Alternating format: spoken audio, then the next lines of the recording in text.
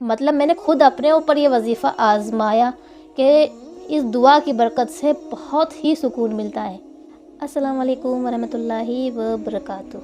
آج میں آپ سب کے لیے ایک ایسا وظیفہ اور ایک ایسی آیت لے کر آئی ہوں کہ اگر آپ نا امید ہو گئے ہیں، مایوس ہیں، آپ کو ہر طرف سے کوئی نہ کوئی دکھ لگا ہوا ہے اور آپ کو صبر نہیں آ رہا، تو آپ کے لیے آج میں ایک ایسی دعا یا مسنون دعا کہہ لیں جو رسول اللہ صلی اللہ علیہ وسلم پڑھا کرتے تھے اور جو ان کی ازواج محترمات تھیں وہ بھی پڑھا کرتی تھی۔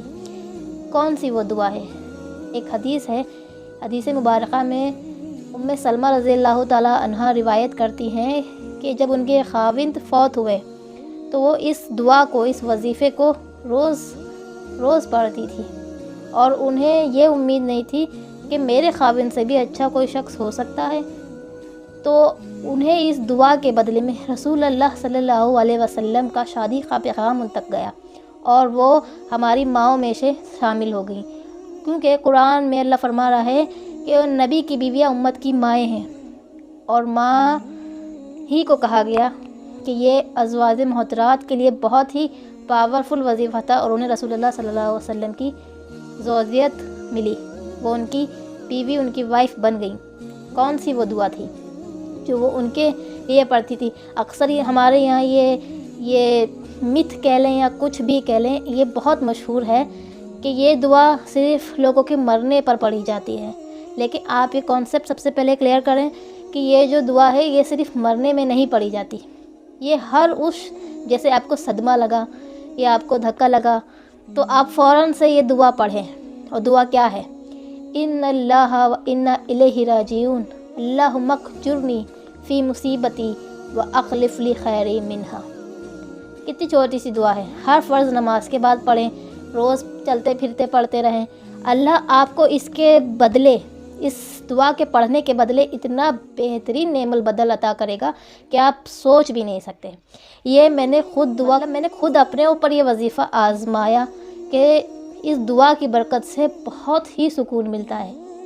آپ بھی اسے پڑھنے کی، اپنے کاموں میں مشغول ہو جائیں یا آپ کو کوئی بری خبر ملے یا آپ کی کوئی سامان کھو جائے یا آپ کو صبر ہی نہیں آ پا رہا، کسی تکلیف میں ہیں، کوئی درد ہے، تو آپ یہ دعا لازمی پڑھیں۔ آپ تسبیح کے طور پر بھی پڑھ سکتے ہیں، ان اللہ و انا الیہ راجعون اللہم اجرنی فی مصیبتی و اخلف لی خیری منہا۔ ہم بھی اللہ کی طرف سے آئے ہیں اور یہ مصیبت بھی اللہ ہی کی طرف سے آئے ہیں اور یہ مصیبت بھی اللہ ہی کی طرف سے آئی ہے اور ہم بھی ایک دن اللہ ہی کی طرف لوٹ جائیں گے۔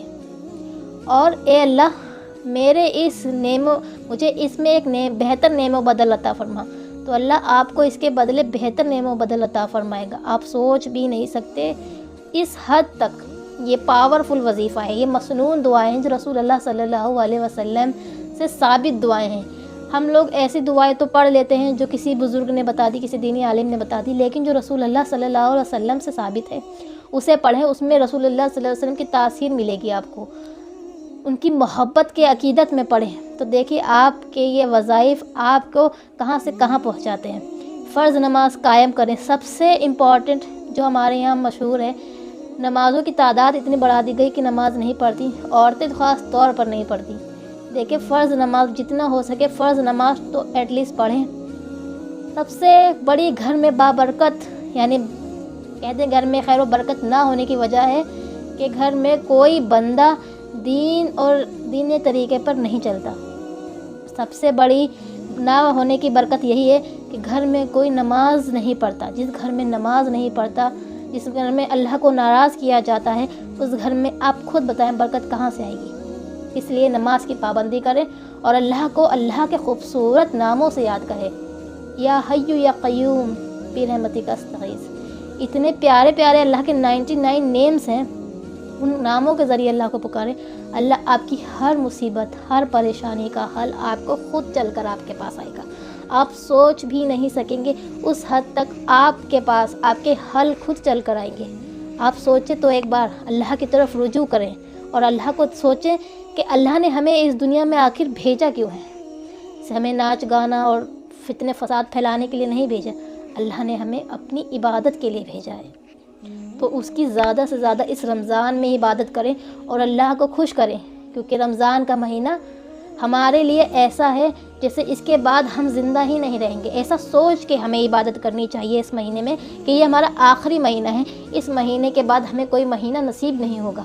انشاءاللہ آپ کی ہر خواہش اسی مہینے میں پوری ہوگی، لیکن اللہ کو سیریس لیں تاکہ آپ اللہ کی بارگاہ میں اپنی اپیل پیش کر سکیں کہ آپ سے غلطی ہوئی تو آپ معافی مانگ لیں، اور اس رمضان میں زیادہ سے زیادہ عبادت کریں اور زیادہ سے زیادہ کثرت سے درود پاک رسول اللہ صلی اللہ علیہ وسلم پر پڑھیں، اور یاد رکھیں کہ ہمیں یہاں نہیں رہنا، اوپر جانا ہے۔